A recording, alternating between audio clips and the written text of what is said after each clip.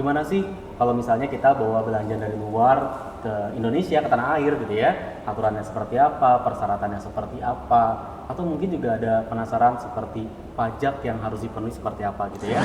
Banyak para jasa shipper itu yang tidak mampu ataupun tidak mengurus perizinan itu. Jadi mereka mendeklar barang tersebut kepada bea cukai melalui tadi dokumen namanya adalah consignment note. Ada dokumen deklarasi namanya.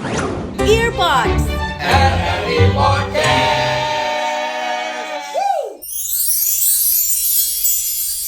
Assalamualaikum warahmatullahi wabarakatuh. Halo Sobat Earpods, dari podcast barengan Dede Firdaus kembali lagi hadir di edisi kali ini spesial karena kita sedang berada di kantor Bea dan Cukai Tipe C Bandara Soekarno-Hatta. Nah, ini topik yang sangat menarik karena mungkin untuk kamu yang biasa traveling ke luar negeri, kemudian juga belanja online dari luar negeri, pertanyaannya adalah gimana sih kalau misalnya kita bawa belanja dari luar ke Indonesia, ke tanah air gitu ya, aturannya seperti apa, persyaratannya seperti apa, atau mungkin juga ada penasaran seperti pajak yang harus dipenuhi seperti apa gitu ya. Sudah bersama saya edisi kali ini bersama dengan pemeriksa Bea dan Cukai ahli pertama, ada Bapak Endar Darmindra. Kabar baik Pak? Alhamdulillah baik. Senang dan bahagia bisa bertemu dan berkolaborasi sama teman-teman dari Radio Republik Indonesia Provinsi Banten untuk berbagi ilmu mengenai ketentuan kepabeanan dan cukai. Iya, karena ini juga topik yang beberapa tahun terakhir sangat menarik ya, Sangat Pak, menarik, ya? betul sekali. Karena belanja kita sekarang udah banyak dari luar negeri, Pak. Betul, apalagi dengan kemudahan teknologi kan sekarang kita bisa berbelanja di tempat gitu kan Iya, ya. Cukup betul. bermodalkan gadget dan internet, barang bisa nyampe ke tempat ataupun ke rumah kita seperti Iya. itu. Tapi sebelum ke barang dari luar masuk ke Indonesia, Ya. nih, Pak, mungkin kegiatan Bea Cukai selama ini seperti apa sih, Pak? Ya, Bea Cukai Bandara Soekarno-Hatta ini basis kegiatan utamanya tentu di pelayanan penumpang. Karena kan kita adalah bandara internasional terbesar ataupun nomor 1 di Indonesia ya Mas ya. Jadi pasti ada banyak penumpang yang keluar dan masuk wilayah Indonesia.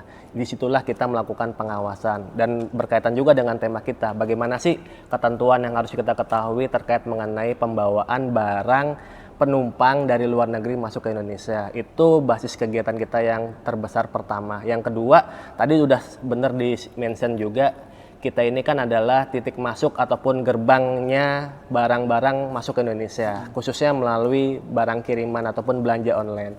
Banyak barang-barang turun di bandara kita yang harus di clearance ataupun diselesaikan kewajiban kepabeanannya. Jadi itu dua kegiatan besar kita di Bandara Soekarno-Hatta, yaitu terkait pelayanan penumpang, yang kedua adalah pelayanan terkait mengenai barang kiriman online seperti itu. Barang kiriman dari luar negeri. Iya, gitu betul ya. sekali. Keluar dan masuk ya, Pak ya? Betul, betul. Berarti tiap hari kebayang sibuknya seperti Betul, apa? betul. 24 jam ini ya, Pak? Betul, betul. Bisa dibayangkan Mas, setiap bulannya itu ada kurang lebih sekitar 7 juta penumpang yang masuk ke Indonesia. Itu baru masuk. Belum lagi paket. Paket itu hampir setiap bulan ada 15 juta paket yang diproses oleh Bea Cukai di Indonesia seperti itu. Tiap harinya itu Tiap ya, bulan Pak? itu, tiap bulan, bulannya iya. ya, Pak ya. Jadi emang kegiatan selalu berkutat dengan Betul. penumpang, dengan Barang, barang-barang gitu ya, betul. Pak ya. Ya. Jadi seperti apa, Pak, peraturan untuk barang dari luar yang masuk ke Indonesia? Ya baik, untuk bisa mencerahkan para pendengar kita, mungkin kita balik dulu kepada konsep besarnya ya. Apa sih impor itu gitu? Mungkin banyak yang bertanya. Impor itu adalah kegiatan memasukkan barang ke wilayah Republik Indonesia. Orang yang melakukannya, subjeknya itu adalah importir. Importir itu bisa orang pribadi ataupun badan usaha ya. Dan ada setidaknya 4 cara pemasukan barang ke wilayah Indonesia. Pertama, melalui impor umum, yang kalau kita lihat di pelabuhan-pelabuhan itu ada kontainer besar, ataupun di bandara sini ada kargo udara, itu adalah proses impor umum. Lalu yang kedua adalah impor yang dibawa oleh penumpang. Dan yang ketiga, cara yang ketiga adalah impor yang melalui tadi paket kiriman online dari luar negeri. Lalu yang keempat adalah impor yang dibawa oleh pelintas batas. Mirip kayak penumpang, pelintas batas itu adalah orang yang bermukim ataupun yang bertempat tinggal di wilayah perbatasan negara. Masuk ke pertanyaan tadi, bagaimana sih peraturannya gitu ya terkait mengenai barang penumpang dan juga barang kiriman online. Untuk barang penumpang itu diatur di Peraturan Menteri Keuangan Nomor 34 Tahun 2025 tentang perubahan atas Peraturan Menteri Keuangan Nomor 203 Tahun 2017. Sedangkan untuk barang kiriman online-nya itu sama, peraturannya baru diubah tahun 2025 ini, nomornya adalah nomor 4 tahun 2025 tentang perubahan atas PMK nomor 96 tahun 2023. Kita bahas satu-satu dulu ya Mas, dari barang penumpangnya. Ini cukup kompleks ya, Iya, Pak, ya? cukup kompleks gitu kan ya. Kalau untuk barang penumpangnya, setiap orang yang tiba dari luar negeri ke Indonesia itu diberikan fasilitas pembebasan bea masuk dan pajak dalam rangka impor sampai nilai paling banyak 500 US dollar. Kalau di bawah itu 500 US dollar ke bawah itu diberikan pembebasan, jadi tidak bayar pajak sama sekali. Baru atas kelebihannya lah akan dikenakan pajak. Sedangkan untuk barang kiriman hampir mayoritas itu ada pajaknya. Karena fasilitas pembebasan bea masuknya itu untuk barang sampai dengan nilai 3 US dollar saja. Itu diberikan pembebasan bea masuk tapi PPN impornya tetap dipungut seperti itu. Jadi itu peraturan ataupun bahasan secara garis besar ya sebelum nanti kita masuk ke lebih detail lagi terkait mengenai barang penumpang dan juga barang kiriman. Seperti itu. Jadi kriterianya di bawah 500 US dollar. Ya itu untuk penumpang. Untuk yang penumpang untuk gitu ya, berbahasa. betul. Ada kriteria khususnya Kak? Atau mungkin penghitungannya seperti apa? Ya baik, untuk kriteria khususnya yang pasti pemberian fasilitas 500 US dollar itu untuk barang pribadi penumpang. Nah di sini menarik nih kita sampaikan kepada para pemirsa ya, bahwasanya ada dua pengelompokan barang penumpang itu. Yang pertama adalah barang pribadi penumpang, yang kedua adalah selain barang pribadi penumpang. Apa sih barang pribadi penumpang itu? Barang-barang yang untuk keperluan pribadi kita selama kita berpergian ke luar negeri. Wajarnya kita bawa apa sih Mas ya? Bawa pakaian gitu kan ya. Tapi kalau kita pulang-pulang misalnya bawa mesin gitu kan, bawa velg mobil itu kan tidak wajar kan. Nah itulah maksudnya selain barang pribadi penumpang. Kita kembali ke topik, kalau masuk ke dalam kategori barang pribadi penumpang itu tadi dapat pembebasan 500 US dollar. Kalau kelebihannya atas selisihnya baru dikenakan pajak. Tadi bagaimana teknis perhitungan pajaknya gitu kan ya. Atas kelebihannya itu dikenakan bea masuk flat 10%, PPN impor saat ini kan 12% ya secara undang-undang. Tapi kalau secara realnya mungkin teman-teman udah paham itu secara realnya adalah setara dengan 11%. Karena kan ada penyesuaian DPP ya Mas ya. Dasar pengenaan pajak, yaitu tarif dikalikan nilai lain. Nilai lainnya itu adalah 11/12 dari nilai impor. Jadi kalau 12 dikali 11/12 kan ujung-ujungnya 11% juga. Jadi itu ketentuan perpajakannya untuk barang penumpang kalau seandainya dia di atas 500 US dollar. Gimana kalau seandainya dia dikategorikan selain barang pribadi penumpang, dia tidak dapat pembebasan sama sekali Mas. Jadi walaupun nilai barangnya itu misalnya ya 100 US dollar pun tetap, ya, itu akan dipajakin, itu ada akan dikenakan hitungannya pajak. berarti. Iya betul. Nah hitungan pajaknya sama, yaitu tarif bea masuknya flat 10%, PPN impornya tadi 12%, dan dikenakan PPH pasal 22 impor 5%. Bedanya di PPH-nya saja, karena dia dianggap bukan barang pribadi. Jadi sebagaimana barang perdagangan pada umumnya. Jadi kena PPH 5% kalau dia mampu menunjukkan NPWP. Kan di aturan kita kalau tidak mampu menunjukkan NPWP kena tarif 2 kali lipat ya. Kayak kita misalnya beli emas misalnya kan, kalau nggak ada NPWP pasti kena tarif 2 kali lipat lebih tinggi. Itu tadi terkait mengenai ketentuan fiskal ataupun perpajakan di barang penumpang. Berarti pajaknya itu dari nilai barang. Dari nilai barang, betul. Nah, menaksir nilai barang yang kita bawa dari luar ke tanah air itu Indonesia gimana? ya. Baik. Pada dasarnya kita memberikan kesempatan kepada penumpang untuk bisa self declaration terlebih dahulu. Oke. Kita memancing ataupun mengajak para penumpang untuk patuh ataupun jujur memberitahukan nilai barangnya. Pasti kan kalau memberi barang kan pasti ada invoice-nya ya Mas ya, ataupun ada resi pembelian. Nah, silakan ditunjukkan. Oh, kalau memang nilainya dapat dibuktikan di bawah 500 US dollar, kita akan bebaskan. Kita akan berikan haknya dia. Haknya dia kan adalah 500 US dollar. Itu tadi cara membuktikannya adalah dengan cara invoice-nya terlebih dahulu. Tapi kan quote and quote ya, di luar sana kan kalau orang berbicara tentang pajak kan idealnya, bukan idealnya, keinginannya itu kan, kehendaknya itu kan berusaha untuk meminimalkan pengen pajak yang murah gitu kan gitu ya. Banyak juga oknum-oknum di luar sana yang mungkin menyembunyikan invoice-nya gitu kan ya, dengan harapan tidak dikenakan pajak oleh bea cukai, ataupun yang lebih betul, ataupun yang lebih ekstrim bahkan Mas sampai memalsukan invoice-nya ataupun struk pembeliannya. Itu terjadi. Bisa kan, apalagi dengan kemajuan teknologi zaman sekarang kan, tinggal pakai AI gitu kan, tolong modifikasi resinya ini jadi di bawah $500 bisa. Nah, Itu gimana caranya? kalau kayak gitu gimana gitu kan, betul, pertanyaannya bagus. Kalau kayak gitu kondisinya bagaimana di bea cukai? Di bea cukai itu kan kita dibekali pengetahuan mengenai harga-harga barang ya Mas ya. Kita ada pendidikannya dan juga di support juga dengan database harga. Jadi kita itu ada tim namanya tim pemantauan harga pasar. Jadi dia suka itu Mas belusukan misalnya ke Glodok ataupun ke mall-mall besar di Indonesia itu untuk melihat sebenarnya nilai barangnya itu berapa sih realnya gitu kan. Nanti dibuatkan database-nya ketika nanti penumpang diindikasikan ya, kita tidak memukul rata bahwa setiap penumpang itu tidak jujur, tidak, pasti ada juga yang jujur kan. Kalau diindikasikan mereka tidak jujur gitu kan, kita bisa pakai harga yang kita miliki itu. Langsung Tapi dicek ya, betul, tapi tadi biar fair, kita kesempatan awalnya memberikan kesempatan kepada penumpang untuk membuktikan dengan sejujur-jujurnya gitu kan, berapa sih dia beli barangnya. Kalaupun tidak ada invoice-nya kan, kalau ada kartu kredit kan pasti juga ada rekening korannya ataupun bukti-bukti transaksinya gitu ya Mas ya, seperti itu. Itu sebenarnya lebih mudah ya, jadi memberikan kesempatan untuk penumpang Betul, yang datang, betul. silakan tunjukkan invoice-nya Betul. atau mengatakan dengan jujur harganya Betul, berapa betul, gitu ya. iya. Jadi nggak usah dibuktikan cari-cari lagi Betul. ke pasar ya. Kalau seperti itu kan memudahkan penumpang juga, jadinya tidak terlalu banyak argumentasi gitu kan. Dia juga mungkin udah capek di perjalanan, bisa cepat segera keluar kan, ketemu dengan sanak saudaranya, ketemu dengan kekasih hatinya ataupun ketemu dengan keluarganya gitu kan. Bisa lebih cepat selesai juga gitu Sudah kan. pengen pulang kampung. Betul ya. Apalagi kan di perjalanan kita tahu sendiri pasti capek ya. Jadi kalau misalnya mereka yang tidak bisa menunjukkan invoice-nya, apakah ada perdebatan atau bagaimana itu? Iya, tadi kalau tidak bisa menunjukkan, tidak mampu menunjukkan, kita kan punya database harganya ya, kita akan pakai database harga tersebut seperti itu.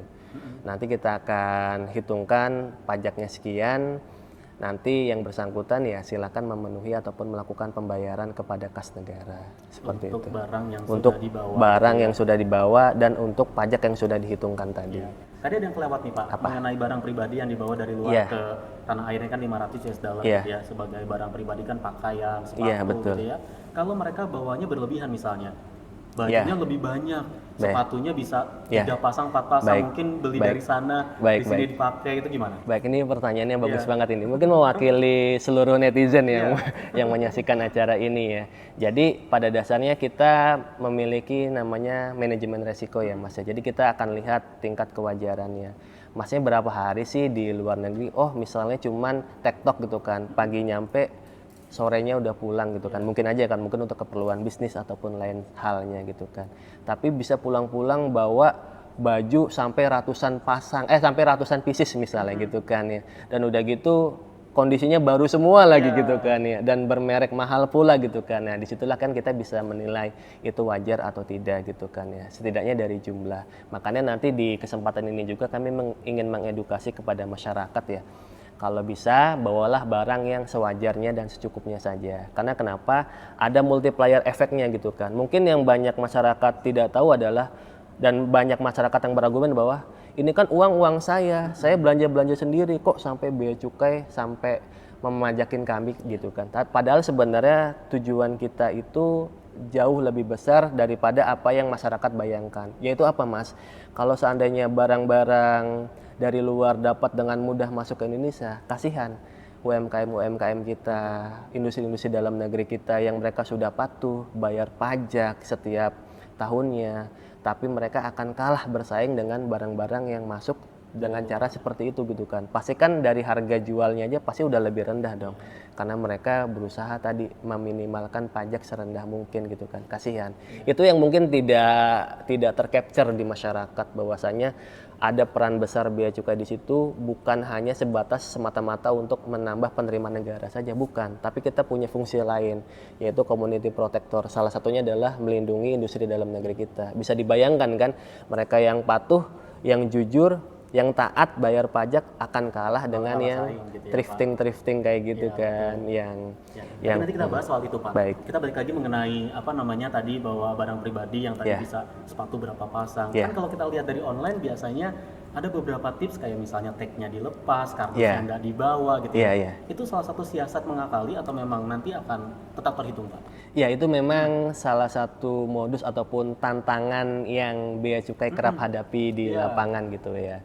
Karena pasti masyarakat juga dan juga para oknum tersebut tidak kalah pintarnya Iya, gitu kan. tetap Pasti mengakali betul. gitu ya, Pak. Pasti kan mereka juga mempelajari aturannya gitu kan dan mencari apakah ada celah-celah Cari celahnya. celah-celah yang bisa mereka lakukan. Banyak teknik-teknik seperti itu. Sampai tagnya dicopot, kardusnya tidak dibawa seperti itu kan. Bahkan lebih ekstrim lagi Mas, kardusnya itu dikirimkan melalui paket online gitu kan. Jadi ketika nyampe di Indonesia tuh digabungkan gitu kan. Jadi kan kalau jualan ada kardusnya pasti kan nilainya lebih mahal dong ya kan ya. Ketimbang sepatu yang tidak ada kardusnya gitu kan. Yang cuman di wrapping kayak penjual-penjual di pinggir jalan pasti kan orang akan bertanya-tanya ini asli atau KW gitu kan ya. Nah, bagaimana kembali ke pertanyaan tekniknya Bea dan Cukai? Ya tadi kita kan ada namanya manajemen resiko ya. Pada saat barang tersebut landing di Indonesia itu kan pasti ada breakdown area. Breakdown area itu yang membongkar barang-barang bagasi bawah itu Mas. Itu kan ada melalui pencitraan X-ray. Nanti kita bisa lihat, oh ternyata ada sepatu ya. Kalau ternyata misalnya sepatunya 1 atau 2 pasang ya mungkin kita masih berargumen itu wajar. Tapi ternyata masnya seorang diri tapi bawa sepatu, ada sepatu cewek, ada sepatu laki-laki. Laki-lakinya pun juga ukurannya tidak ukurannya Mas gitu kan. Ada 42, 43, 40, 38, 39. Secara logika gimana? Kita kan bisa nyadar kan ini nggak wajar ini kan. Kalau sepatunya pribadi pasti kan nggak mungkin kakinya hari ini 42 besok bisa turun jadi 41 kan gitu kan. Nah dari situlah teknik-teknik manajemen Atau mungkin resiko ada tipe kita. yang sama, merek yang sama nggak mungkin dibawa Betul gitu. ya. Apalagi tadi seorang diri tapi kok bawa sepatu anak-anak misalnya kan. Mas seorang diri laki-laki gitu kan. Kok bawanya sepatu anak-anak, bawanya sepatu perempuan. Ya mungkin buat oleh-oleh istri dan anaknya wajar gitu kan. Tapi kok misalnya banyak gitu kan ya. Dan ukurannya beda-beda gitu kan. Nah dari situlah kita bisa melihat kewajaran ya Mas. Jadi tetap kita ada manajemen resikonya. Ada manajemen resikonya yang bisa kita lakukan untuk bisa seminimal mungkin menghilangi praktik-praktik kebocoran seperti itu gitu ya. Jadi itu Kebocoran. bisa dikatakan curang ya Pak ya? Iya berarti dong. Berarti kan dengan kesadaran penuh berusaha untuk mengakali peraturan, mengakali pajak seperti itu ya. Makanya dari fenomena ini kan akhirnya muncul seperti di online itu ada just tip misalnya Iya. gitu ya. Dengan cara tadi gitu ya Pak. Iya betul. Tetap itu sama dengan aturan kalau misalnya just tip atau kita nitip oleh-oleh sama temen, tetap ada hitungannya. Tetap ada hitungannya. Jadi yang mau kami sampaikan kepada masyarakat mungkin biar tidak salah paham ya. Just tip itu sebenarnya bukanlah sesuatu hal yang terlarang. Ini perlu digarisbawahi, bukanlah sesuatu hal yang terlarang, tetapi ada konsekuensi hukum lanjutannya. Tadi kalau dia seandainya bawa barang yang tidak wajar ataupun selain barang pribadi kan ada konsekuensi pajaknya, Mas. Nah, itulah yang kerap terjadi itu banyak kan para justiper itu ya berusaha untuk menghindari ataupun mengelabui petugas gitu kan dengan tadi berbagai macam modus-modus yang Mas udah sempat mention. Dan yang kedua, selain konsekuensi pajak sebenarnya yang perlu kita jelaskan juga di Indonesia itu banyak kementerian lembaga yang memiliki kepentingan, Mas. Kayak contohnya misalnya Kementerian Perdagangan. Mereka menyatakan kepada Bea Cukai kalau ada masuk sepatu dalam jumlah yang banyak jangan dikeluarin dulu ya. Bea Cukai itu kayak semacam penjaga gerbang, Mas. Kalau kita sering nonton bioskop itu yang ngecekin tiket gitu kan. Ada tiket juga, kalau ada tiketnya baru boleh masuk. Nah, kira-kira Bea Cukai itu seperti itu penggambaran sederhananya ya biar masyarakat mudah mengerti. Kenapa kementerian lembaga itu punya kepentingan? Ya tadi Mas, mereka kan punya industri-industri yang mereka bina. Kalau mereka loss begitu aja, makanya akan berdampak kepada industri dalam negeri. Makanya ingat tidak beberapa waktu lalu tarif Trump itu kan mengkritisi terkait Indonesia itu katanya banyak barrier-barriernya. Sebenarnya barrier itu tidak hanya dalam bentuk tarif Mas, dalam bentuk regulasi. Nah itu yang tadi mau saya sampaikan. Just tip itu tidak terlarang tetapi harus memenuhi regulasi. Jadi mereka itu harus izin dulu sebenarnya kepada Kementerian Perdagangan. Faktanya dan kementerian lembaga terkait ya, misalnya kalau tadi objeknya bukan sepatu ya, misalnya dia bawa obat-obatan kan harus ataupun kosmetik dia harus izin Badan POM. Karena kan kementerian lembaga ataupun badan di Indonesia yang berwenang memastikan obat ini aman dikonsumsi di Indonesia itu kan Badan Boleh POM masuk kan. atau enggak. Betul, boleh masuk atau tidak kan itu Badan POM.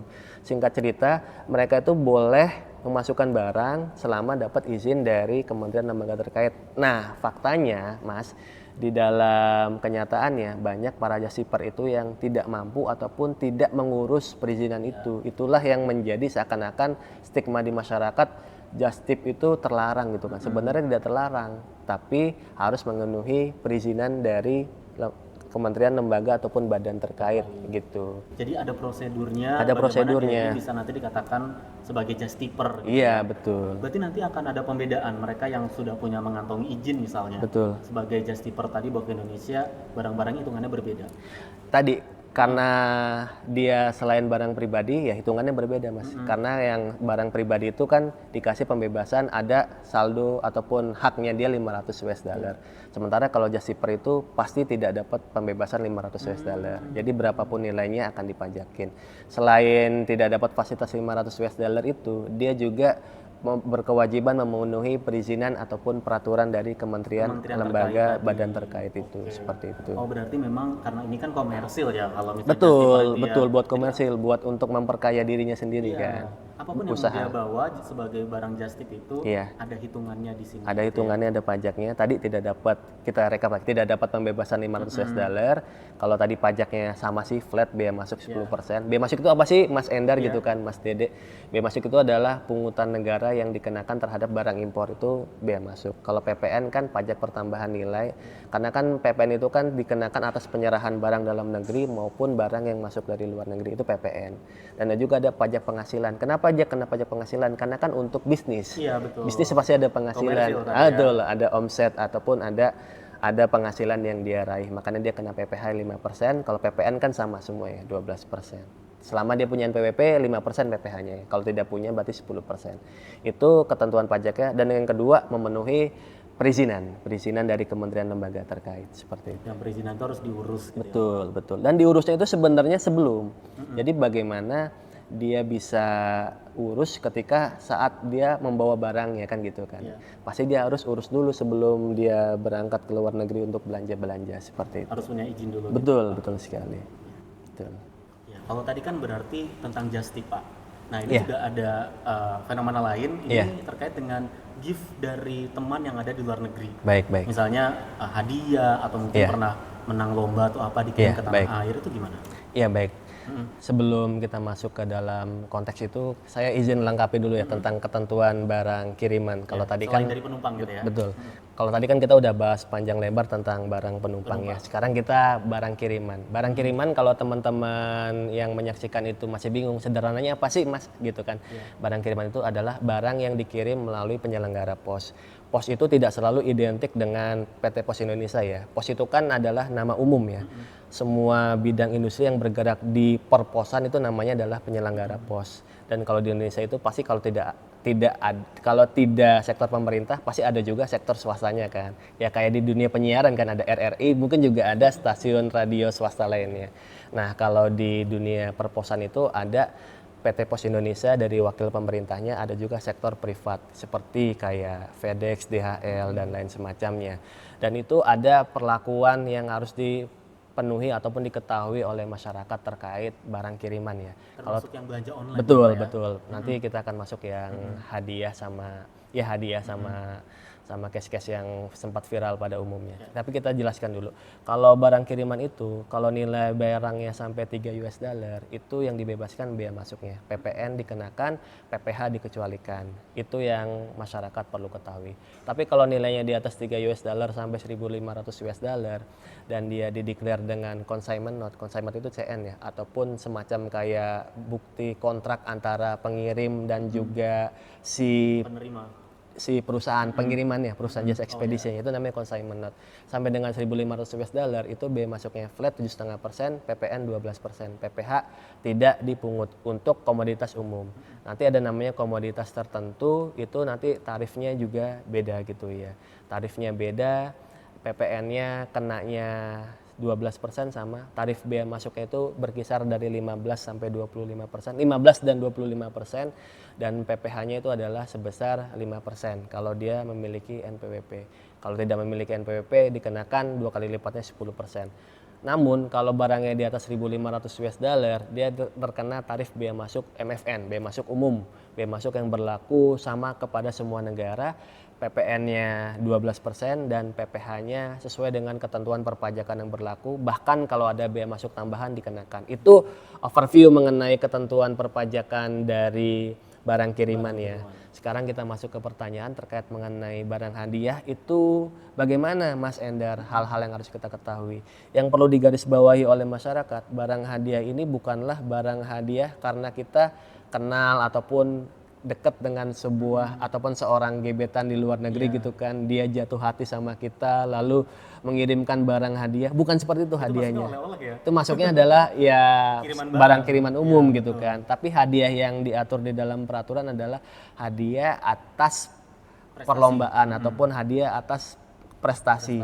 Misalnya kita sebagai mahasiswa ataupun atlet kita ya bertanding di luar negeri dan dia menang. Nah, disitulah dikasih fasilitas pembebasan bea masuk dan pajak dalam rangka impor untuk trofinya, untuk medalinya ataupun plakatnya sama hadiah-hadiah pendukung dari perlombaan tersebut selama bukan dia menang dari hasil judi online gitu kan ya. Selama dia bukan menang dari hasil hal-hal yang berbau negatif gitu ya. Maksudnya perlombaan pada umumnya gitu kan, kompetisi pada umumnya, maka dia dikasih fasilitas itu seperti itu. Jadi ini semacam apa ya, semacam kemudahan ataupun komitmen dari pemerintah untuk mendukung gitu kan anak-anak bangsa mengharumkan nama Indonesia di luar negeri seperti itu. Betul. Ini sekaligus mengklarifikasi apa ya, karena kan memang beberapa waktu yang lalu sempat viral.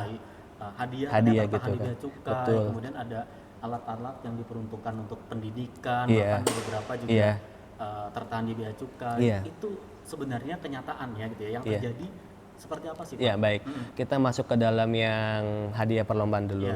Hadiah perlombaan itu pada waktu itu peraturan terkait mengenai hadiah perlombaan itu belum. Jadi sebenarnya case itu sebagai salah satu trigger ya. Adanya peraturan tadi yang saya sempat sebutkan di awal, PMK 4 tahun 2025. Di situ barulah dimasukkan bahwa untuk hadiah perlombaan ataupun prestasi itu dikecualikan ataupun diberikan fasilitas pembebasan bea masuk dan pajak dalam rangka impor. Sebelumnya belum ada aturannya, sehingga bea cukai tidak salah dong kalau melihat misalnya hadiahnya dari emas itu kan berharga, ada nilainya gitu kan. Itu jadi sudah sesuai prosedur gitu. Sesuai prosedur pada waktu itu ya, sebelum peraturan baru ini terbit.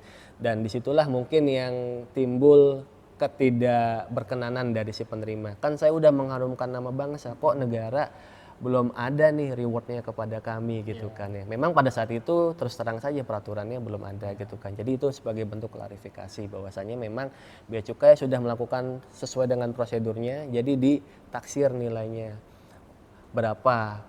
Karena kan tadi sebenarnya secara tidak langsung barang kiriman itu pasti ada pajaknya. Tadi kan sampai 3 US dollar yang dibebaskan hanya bea masuk, tapi kan PPN-nya tetap kena gitu kan. Jadi sebenarnya pada waktu itu berapapun nilai barangnya akan ada pajaknya. Itu untuk klarifikasi yang hadiah ya. Kalau yang sudah berbeda ya betul, Pak? Sekarang pasti udah diberikan pembebasan bea masuk dan pajak dalam rangka impor. Kalau yang terkait cash yang panti itu ataupun yayasan, jadi sebenarnya barang tersebut ketika prosesnya tiba di Indonesia itu kan ada tadi namanya penyelenggara pos ya Mas yang tadi saya sebutkan itu sebagai kuasa dari penerima barang. Dia yang akan berkomunikasi ataupun berhubungan sama bea cukai. Nanti mereka mendeklar barang tersebut kepada bea cukai melalui tadi dokumen namanya adalah consignment note. Ada dokumen deklarasi namanya. Dokumen pemberitahuan barang ke bea cukai. Nanti bea cukai mengecek barangnya berapa, nanti akan dihitungkan pajaknya.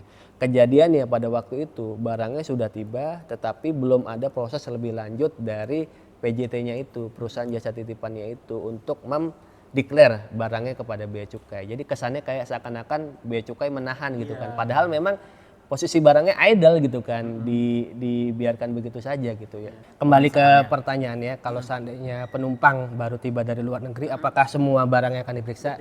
Jawabannya tidak. Kita pakai manajemen resiko. Karena mungkin secara logika teman-teman ataupun masyarakat bisa menerima gitu kan pandangan ini. Kalau semua barang diperiksa, bisa dibayangkan akan betapa panjang antriannya gitu kan. Apalagi kalau teman-teman tahu di Soekarno-Hatta itu hampir setiap jamnya itu selalu ada pesawat yang landing gitu kan ya. Kalau seandainya tipenya kayak Airbus ataupun Boeing itu kan mungkin ada ratusan penumpang gitu kan ya.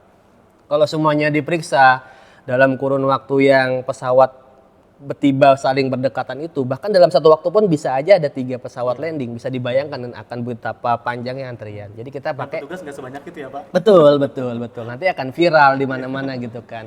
Wah, kami mau pulang ke Indonesia tapi susah gitu kan, ataupun tertahan di antrian untuk keluar bandaranya. Jadi memang kita menggunakan manajemen resiko Mas. Jadi kita nanti ada namanya penjaluran. Jalur merah sama jalur hijau gitu kan ya. Nanti akan dilihat berdasarkan riwayat perjalanannya. Misalnya Mas Dede dalam seminggu ini kok sering banget nih bolak-balik gitu kan. Ya misalnya sebagai bisnismen ya wajar gitu kan. Tapi bisa juga kan dia slipper gitu kan ya. Dia kerap bolak-balik menampung barang yang sebanyak-banyaknya. Itu kan nanti akan diatensi. Dan kita kan punya datanya. Pertukaran data dengan teman-teman imigrasi dan juga data-data dari maskapai pun berkewajiban memberitahukan kepada kita kan. Jadi kita punya toolsnya, punya sumber datanya untuk bisa mengecek, oh Mas Dede ini baru pertama kali ya udah dikasih jalur hijau. Oh ternyata udah cukup sering. Ada kok parameter-parameternya yang mungkin itu akan menjadi rahasia dapur dari Bea Cukai. Tapi kita punya parameter-parameternya untuk menentukan si A masuk jalur hijau atau si B masuk jalur merah. Kalau jalur hijau ya udah, jadi dia bisa langsung keluar, tidak ada proses pemeriksaan barang maupun tidak ada proses penelitian dokumen seperti itu. Jadi yang kira-kira mencurigakan atau apa, Iya, jadi betul. ada pemeriksaan lebih lanjut gitu Betul, ya. Dan betul. itu hal yang wajar. Itu hal yang Idealnya wajar. berapa lama sih Pak pemeriksaan itu di bandara? Di bandara kalau seandainya dia dapat jalur merah gitu ya. Kalau saya dapat jalur merah sebenarnya pemeriksaan itu tidak lebih dari 30 menit sebenarnya. Selama yang bersangkutan kooperatif Iya. Kan banyak oknum ataupun banyak tipikal penumpang yang mungkin merasa akamsi ya, anak kampung sini ya. Gue orang Indonesia kok diperiksa-periksa gitu Dan kan. itu ada ya Pak? Dan itu ada gitu kan. Apalagi mungkin basicnya ataupun keluarganya orang berada gitu kan, pejabat besar di suatu lembaga yang kalau datang aja dijemput oleh protokoler gitu kan. Ya biasanya saya nggak mau diperiksa gitu kan. Nah disitulah mungkin resisten itulah yang membuat pemeriksaan itu menjadi lama. Padahal kalau mereka kooperatif dan kita pun juga tidak mencari-cari kesalahan gitu kan. Kan tadi kan dari hasil pencitraan itu kan bisa aja salah gitu. Maksudnya pencitraan itu kan ketika dicek, oh ternyata barangnya benar baru, tapi kan ketika ditaksir dilihat, apalagi masnya bisa membuktikan oh ini di bawah 500 US dollar kan bisa langsung lanjut gitu kan. ya, Betul. Nah ini yang mau kita luruskan kepada masyarakat. Jadi jangan langsung overthinking terlebih dahulu ketika diarahkan ke jalur merah. Kita kooperatif aja. Kooperatif ya sama seperti halnya kita kalau diberhentikan sama polisi kalau lagi ada razia. Kalau kita surat-surat lengkap kan kita nggak usah takut ya kan. Kalau kita benar ya kita jangan takut. Kalau kita resisten, kalau kita mengelak, kalau kita menghindari, itu kan pasti ada something gitu kan ya. Apakah dia menyembunyikan barang berharga, bahkan ekstrimnya Mas mungkin menyembunyikan obat-obatan terlarang gitu kan. Itu kan menjadi atensinya Bea Cukai yang harus teman-teman ketahui ya. Bahwasanya kita juga mencegah masuknya barang-barang berbahaya. Betul. Jadi, seperti narkoba, narkotika, psikotropika seperti ikuti saja prosedurnya, itu betul, akan lebih mudah gitu betul. ya Pak ya. Jangan overthinking gitu ya. Jangan overthinking. Kooperatif Kooperatif ya gitu. Jadi sebenarnya barang-barang apa saja Pak yang diperbolehkan masuk ke Indonesia? Secara default sebenarnya setiap barang itu boleh masuk ke Indonesia tadi selama dia tidak diatur lebih lanjut oleh kementerian lembaga terkait. Nah, kementerian lembaga terkait itu mengatur setidaknya ada 2 kelompok barang nih teman-teman yang harus teman-teman ketahui ya dari aturan kementerian lembaga terkait. Yang pertama adalah namanya barang larangan. Larangan itu artinya barang tersebut tidak boleh sama sekali masuk ke Indonesia. Itu salah satunya diatur oleh Kementerian Perdagangan dalam Permendak nomor 40 tahun 2022. Di situ salah satunya adalah pakaian bekas. Itulah kenapa sebenarnya thrifting itu tidak ilegal gitu, tidak boleh masuk ke Indonesia. Tapi kan karena masyarakat kita kan ingin tampil culture gitu ya. Tampil culture dengan budget yang mungkin seminim mungkin gitu kan ya. Padahal mereka tidak tahu bahaya yang ada di balik semua itu. Kan kita tidak tahu ya Mas ya, itu pakaian bekas siapa gitu kan ya. Apakah orang yang memakainya sebelumnya itu sehat walafiat atau tidak. Jangan-jangan punya kadas kurap panu gitu kan ya, kutu air gitu kan ya. Itu baru penyakit kulit. Gimana kalau penyakit-penyakit yang menular ya. yang berbahaya lainnya gitu kan. Itu sebenarnya yang lagi-lagi kita perlu edukasi kepada masyarakat bahwasanya kenapa pakaian bekas itu dilarang bukan karena semata-mata negara kita tidak mau melihat masyarakatnya culture, bukan, tapi karena ingin melindungi dan menjaga kesehatan dan keselamatan masyarakatnya. Tadi kita kembali ke topik. Yang pertama, nama kategorinya adalah barang larangan, itu tidak boleh sama sekali masuk ke Indonesia. Nanti listnya ada di Permendak nomor 40. Tadi salah satunya adalah pakaian bekas. Lalu juga ada barang-barang yang mungkin dapat merusak lapisan ozon, yaitu adalah freon-freon yang dulu mungkin kita sering dengar ya, klorofluorokarbon ataupun HCFC. Makanya kan sekarang AC-AC kita di rumah-rumah itu kan udah freon R32 kan. Betul. Itu dulu ada R22 Mas, itu tidak boleh. Makanya kan sekarang di pasaran udah nggak ada lagi. Itu katanya bisa merusak lapisan ozon kita. Gitu. Itu yang kategori pertama ya, barang yang dilarang. Yang kedua adalah barang yang dibatasi. Tadi sempat udah kita mention di awal ya, yaitu barang-barang yang boleh masuk tapi butuh izin dari kementerian lembaga terkait. Kayak contohnya misalnya kosmetik, obat-obatan kayak gitu. Selain dari barang yang diatur oleh kementerian lembaga, secara defaultnya boleh Mas masuk. Jadi menjawab pertanyaan tadi, sebenarnya apa saja sih barang-barang yang boleh masuk? Yaitu barang-barang yang tidak diatur secara spesifik ya oleh kementerian lembaga terkait seperti itu ya. Karena kenapa kementerian lembaga terkait itu mengatur? Tadi kita sadarkan lagi kepada masyarakat konsepnya sebenarnya untuk melindungi masyarakat juga gitu kan. Untuk kebaikan kita bersama. Tapi mungkin itu yang tidak tertangkap gitu kan oleh masyarakat, kesannya kayak negara kita semena-mena gitu ya. Kita uang-uang sendiri kok, barang-barang kita sendiri kok nggak boleh masuk gitu kan ya. Padahal ada maksud mulia di balik semua itu. Jadi sebenarnya mudah ya, ketika barang itu memang tidak berbahaya gitu ya, itu boleh. Boleh masuk, ya, boleh masuk. Selama itu aman-aman saja di tanah air. Betul, gitu ya. betul. Okay. Tinggal memenuhi kewajiban fiskalnya jikalau ada. Betul. Sebenarnya kalau saya boleh rekap, barang itu boleh masuk ke Indonesia selama memenuhi 2 kewajiban Mas. Kewajiban tadi ketentuan dari kementerian lembaga terkait, yang kedua adalah pemenuhan fiskalnya. Kalau dia bayar pajak tapi izinnya tidak punya, tidak bisa keluar juga. Atau dia punya izin tapi dia tidak mau bayar pajak, itu tidak bisa keluar juga kayak gitu. Tidak bisa rilis juga gitu. Pengalaman selama ini Pak, menemukan ada barang-barang apa nggak yang misalnya aneh atau yang ini mencurigakan? Kalau di lapangan ya beragam, bervariasi ya. Yang paling sering terjadi karena di sini negara kita itu sedang berkembang ya, sisi otomotifnya, dan juga di bandara udara itu kan menang di kecepatan ya Mas ya. Kalau dia ngirim melalui laut kan itu lama ya. Jadi mereka tuh butuh barang-barang yang cepat, itu kadang-kadang suka bawa spare part gitu-gitu kan, spare part kendaraan.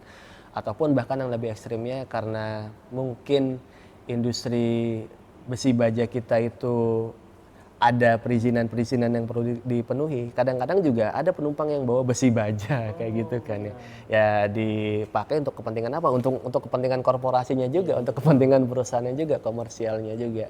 Atau karena kita di sini untuk kecepatan lagi ya. Kadang-kadang juga barang-barang yang peka waktu sama peka kondisi Mas. Misalnya dari kepentingan rumah sakit gitu kan, untuk mengimpor kornea mata itu pernah masuk ke kita gitu kan. Itu hal-hal yang unik ya, yang barang-barang yang cukup eksentrik ya, masuk melalui Bandara Bea Cukai Soekarno-Hatta. Dan tiap hari pasti ada aja ceritanya. Iya betul beragam ya. Karena kan tadi ya ada jutaan penumpang yang lalu lalang gitu. Betul. Ya. Karena ini juga termasuk yang tersibuk ya Pak. Ya betul, bandara nomor 1 bukan ya di Indonesia ya.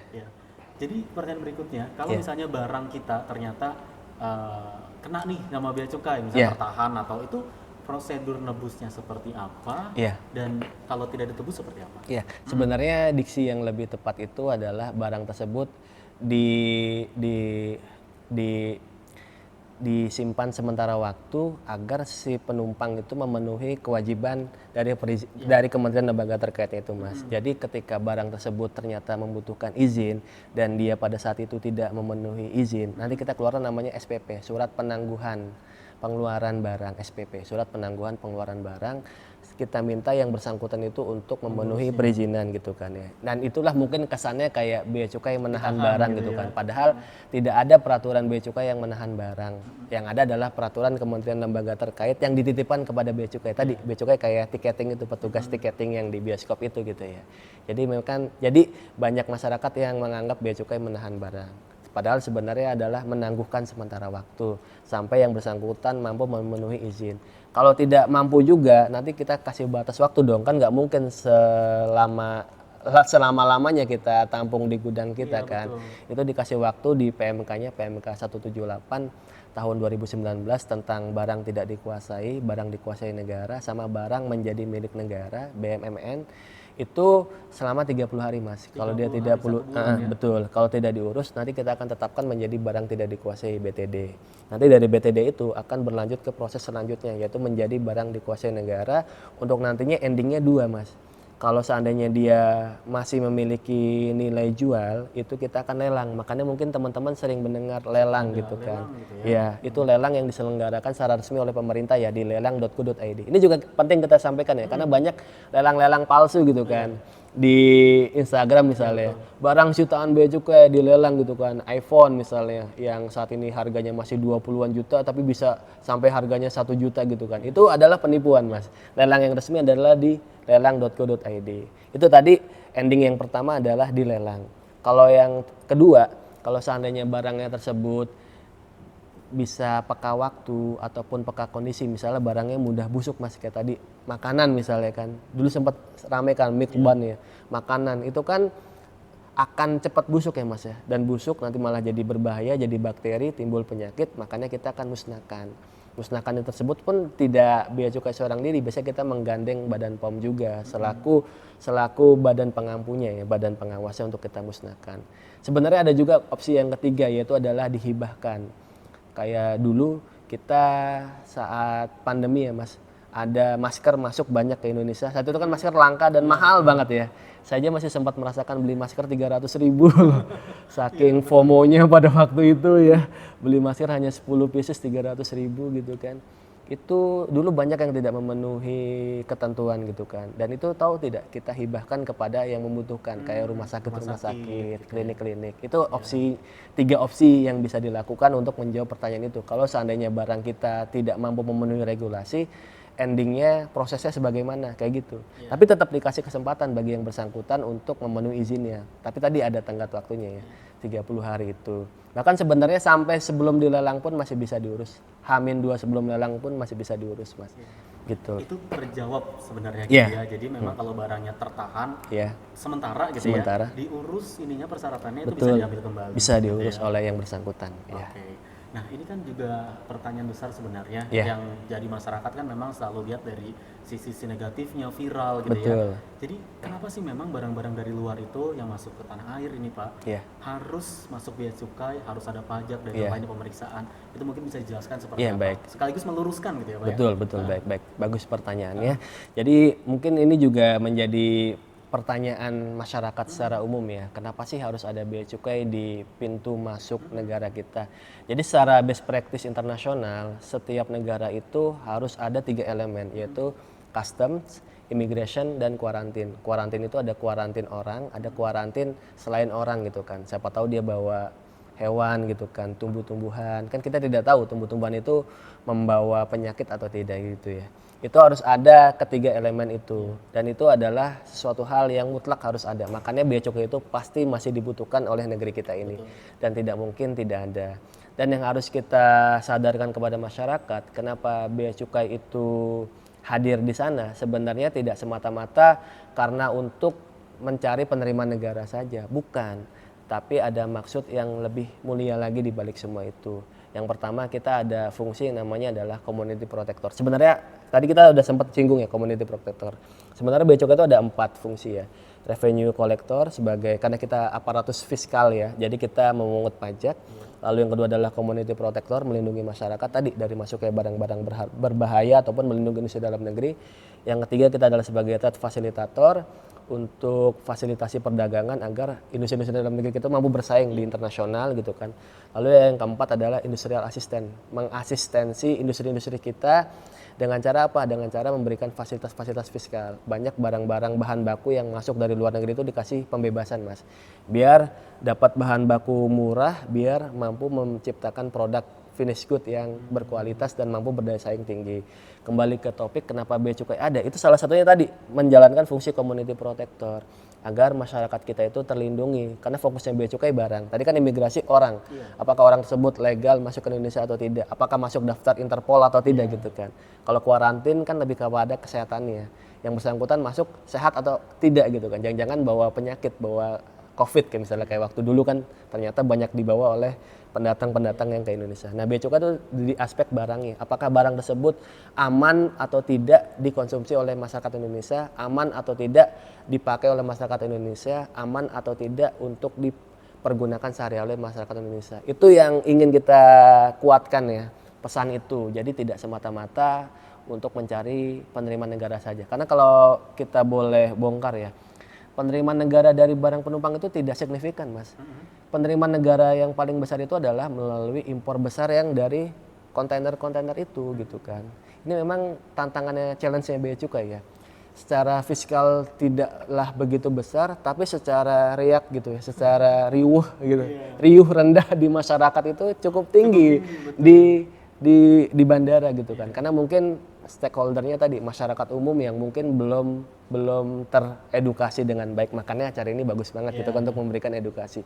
Beda kayak yang di pelabuhan, dia kan adalah badan usaha yang memang udah proper gitu kan, udah sampai mensekolahkan pegawainya, belajar tentang ketentuan kepabeanan dan cukai. Kalau orang penumpang kan belum tentu tahu ya Mas ya, belum tentu tahu. Jadi itu yang kita ingin tekankan, kenapa bea cukai ada di bandara untuk menjalankan fungsi community protector. Itulah fungsinya gitu ya, Yeah. adanya bea cukai Betul. di negara ini gitu Betul. ya. Terakhir Pak, ada tips yang mungkin dari Bapak untuk yang dengerin kita, yang nonton kita gitu ya. Kalau bawa barang dari luar ke tanah air itu apa yang harus diperhatikan? Iya, baik. Termasuk harapan dari Bapak juga. Iya, baik. Yang kami ingin harapkan dari masyarakat setelah mendengarkan kegiatan kita pada kali ini, sekaligus juga memberikan tips. Yang pertama adalah kami ingin sampaikan kepada masyarakat kalau berpergian dari luar negeri ke Indonesia, bawalah barang-barang yang secukupnya dan sewajarnya saja untuk keperluan sehari-hari kita gitu ya. Kalaupun kita memang beritikat gitu ya, ingin mengambil ataupun mengganti tiket pulang kita dengan menjadi just tip gitu kan ya, menawarkan barang kepada sanak ataupun kolega kita, pastikan kita memenuhi peraturan yang berlaku tadi. Selain memenuhi kewajiban fiskalnya, juga memenuhi kewajiban ataupun perizinan dari kementerian lembaga terkaitnya. Dan juga yang tidak kalah pentingnya, jangan sampai kita mau dititipin barang dari orang yang tidak kita kenal, yang mungkin baru kita kenal saat kita check in di bandara luar sana gitu kan. Siapa tahu kita dititipkan barang-barang yang di dalamnya ada barang-barang berbahaya, barang-barang terlarang. Karena nanti kalaupun itu ditemukan oleh petugas, yang akan bertanggung jawab adalah si pembawanya gitu kan ya. Si penitipnya itu mungkin udah entah kemana seperti itu. Jadi itu yang ingin kami harapkan kepada masyarakat, bahwasanya ketahui ketentuan mengenai barang penumpang, bawa barang yang sewajarnya saja. Kalaupun hendak melakukan kegiatan perjasipan, ketahui ketentuan fiskalnya dan ketentuan perizinan dari kementerian lembaga terkaitnya. Itu yang kami ingin harapkan kepada masyarakat. Semoga apa yang kita bahas di sini bisa bermanfaat ya buat diri saya pribadi dan juga buat masyarakat pada umumnya. Baik, amin. Ini semoga obrolan kita mengedukasi Ya, Pak, ya betul kepada sekali. masyarakat peran penting dari bea cukai ini Betul. sebagai garda depan pintu masuk Betul. barang negara ya Pak. Betul. Baik, terima kasih Pak Endar obrolannya. Ya, sama-sama Mas Dede. Selamat melanjutkan tugasnya kembali. Siap, ya. terima kasih. Terus berdedikasi untuk negara pastinya. Ya. Semoga nanti kita ketemu lagi di obrolan lain ya Pak. Baik. Terima kasih Sobat Earpods untuk obrolan kita di edisi kali ini. Dari obrolan yang kita dapat ya, berarti kan kita sudah tahu ya prosedurnya, persyaratannya. Ketika mungkin kita yang mau jalan-jalan, traveling, bawa barang dari luar ke tanah air seperti apa, bisa memperjelas pertanyaan kita yang muncul ketika misalnya dari luar negeri ke tanah air gitu ya. Nah kalau misalnya sudah jelas seperti apa, tinggal nanti kita agendakan akhir tahun kemana gitu ya Pak? Iya betul. Mau liburan kemana gitu ya? Kemana? Karena peraturannya sudah jelas di podcast kali ini. Sampai jumpa lagi di edisi berikutnya. Saya Deddy Firdaus pamit. Wassalamualaikum warahmatullahi wabarakatuh.